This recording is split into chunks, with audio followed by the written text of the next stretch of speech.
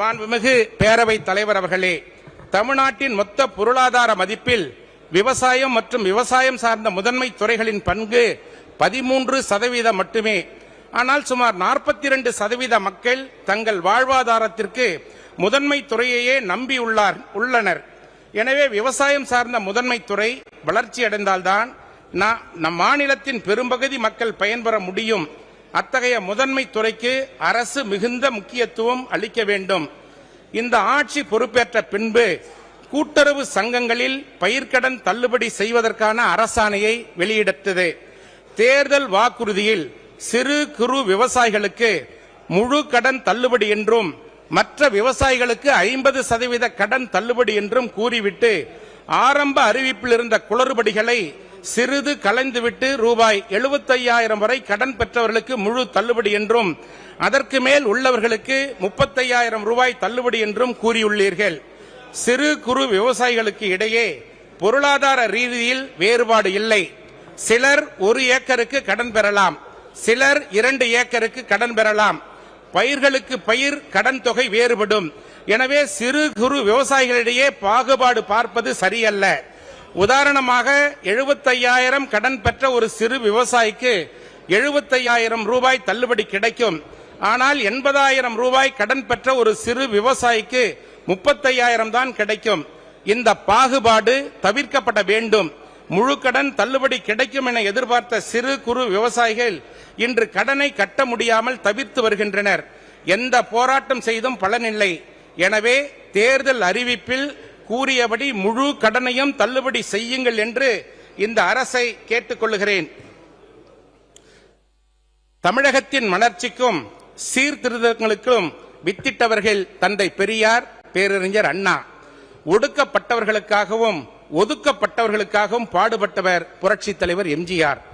சமூகத்தில் சதிகளாலும் சாதிகளாலும் புறக்கணிக்கப்பட்டவர்களை அன்பு கரம் கொண்டு அரவணைத்தவர் மாண்புமிகு அம்மா அவர்கள்.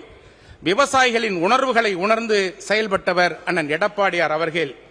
1981 சிறு குறு விவசாயிகளுக்கு இலவச மின்சாரம் முதன்முதலாக அளித்தவர் இதய தெய்வம் புரட்சி தலைவர் எம்ஜிஆர் அவர்கள்.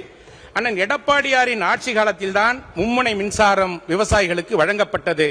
ஆனால் விவசாயிகளின் மும்முனை மின்சாரம் தற்பொழுது ரத்து செய்யப்பட்டு ஷிப்ட் முறையில் மட்டுமே விவசாயத்திற்கு மின்சாரம் வழங்கப்படுகிறது. தமிழகம் முழுவதும் விவசாயிகளுக்கு மீண்டும் 24 மணி நேரமும் மும்முனை மின்சாரம் வழங்கப்பட வேண்டும். அண்ணன் எடப்பாடியார் அவர்களால் கொண்டு வரப்பட்ட காவேரி மற்றும் அதன் கிளையாறுகள் மாசுபடுவதை மீட்டெடுக்க நடந்தாய் வாழி காவேரி திட்டம் மீண்டும் செயல்படுத்த வேண்டும். குடிமராமத்து திட்டத்தில் 1133 கோடியில் 5586 ஏரிகள் கண்மாய்கள் தூர்வாரப்பட்டது. 2016 12.02 லட்சம் சிறு குறு விவசாயிகளுக்கு 5318.73 கோடி ரூபாய் விவசாய கடன் தள்ளுபடி செய்யப்பட்டது. 2021 16.43 லட்சம் விவசாயிகளுக்கு 12,110 கோடி ரூபாய் தள்ளுபடி செய்யப்பட்டது. விவசாயிகளின் 60 ஆண்டுகால கனவு திட்டமான அத்திக்கடவு அவிநாசி திட்டம் 1652 கோடியில் 24,468 ஏக்கர் நிலங்கள் பாசன வசதி செய்து தரப்பட்டது. 2017 2,247 கோடி ரூபாய் வறட்சி நிவாரணம் வழங்கப்பட்டது. மாண்புமிகு அம்மா அண்ணன் எடப்பாடியாரின் ஆட்சியில்தான் தமிழகம் உணவு தானிய உற்பத்தியில் இந்தியாவில் முதலிடம் பெற்று மத்திய அரசின் உயரிய விருதான கிருஷி கர்மான் விருதை தொடர்ந்து 6 ஆண்டுகள் பெற்ற மாநிலம் தமிழ்நாடு என்பதை இம்மாமன்றத்திலே பெருமையோடு பதிவு செய்கிறேன். 565 கோடியில் 100 வறண்ட ஏரிகளுக்கு சரபங்கா திட்டத்தின் மூலம் 4,238 ஏக்கர் நிலங்கள் பாசன வசதி ஏற்படுத்தி தரப்பட்டது. டெல்டா மாவட்டங்களை பாதுகாக்கப்பட்ட வேளாண் மண்டலமாக அறிவித்தது காவேரி காப்பாளன் அண்ணன் எடப்பாடியார் தான். இப்படி எண்ணற்ற சாதனைகள்.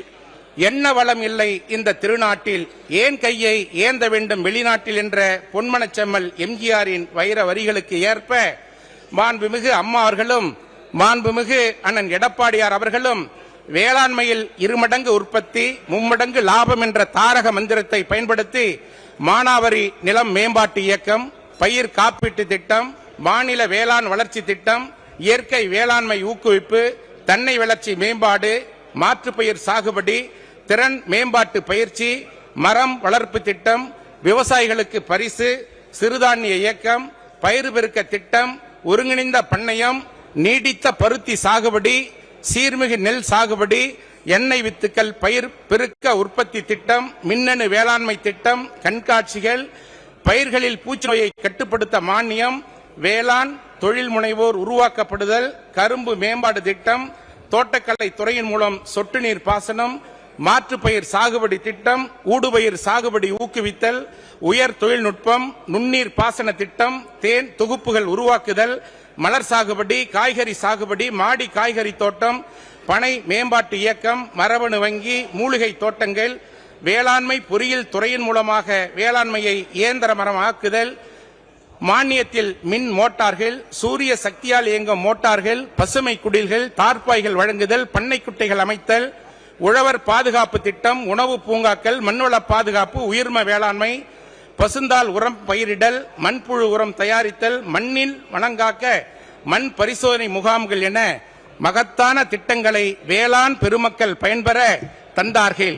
இந்த திட்டங்களையே வெற்றி திட்டங்கள் என இந்த அரசு ஸ்டிக்கர் ஒட்டி நிதிநிலை அறிக்கையை மீண்டும் தமிழகத்திலே அறிவித்துள்ளது. மாண்புமிகு பேரவைத் தலைவர் அவர்களே, இந்த நிதிநிலை அறிக்கையில் பள்ளி கல்வித்துறை மற்றும் உயர்கல்வித்துறை ஆகிய முக்கிய துறைகளுக்கு நிதி குறைக்கப்பட்டுள்ளது. இது கல்வித்துறையின் கட்டமைப்பையே சிதைப்பது போல் உள்ளது. மாற்றம் மாற்றம் என்று சொன்னீர்களே, அது பெயர் மாற்றம் தானா? மாண்புமிகு அம்மா அவர்களின் தாலிக்கு தங்கம் திட்டம் ஸ்டிக்கர் ஒட்டப்பட்டு அண்ணன் சீர்திட்டமாக பெயர் மாற்றம் செய்யப்பட்டுள்ளது.